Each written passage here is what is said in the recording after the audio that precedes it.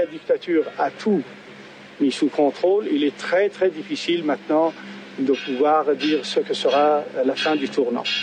Au mieux, c'est que tout de même on arrête les frais aussitôt que possible, c'est-à-dire que la dictature soit supprimée et que la liberté, du moins progressive, soit donnée. La corruption, c'est peut-être le mal le plus grave du pays.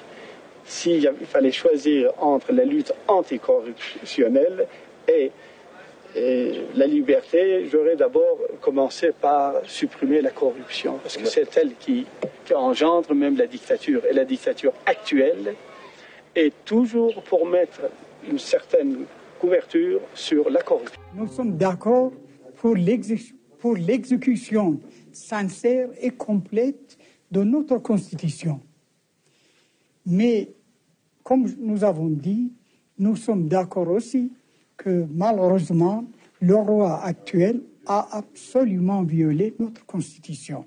Et nous ne croyons pas vraiment qu'il soit possible qu'il revienne en arrière et qu'il exécute sincèrement la loi constitutionnelle et devienne un monarque constitutionnel.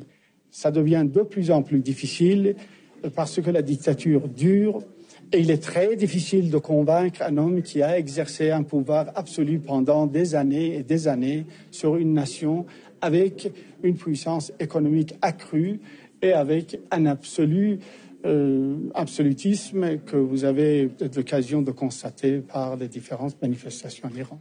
Le gouvernement militaire de type azari ne me fait pas peur. Et d'autant plus qu'un gouvernement militaire, celui-ci en particulier, n'est capable de résoudre aucun problème. Nous avons des problèmes extrêmement graves, financiers. Notre agriculture est dans un état lamentable. Les universités sont en effervescence. Tout ceci exige un effort pour lequel ces militaires ne peuvent rien faire.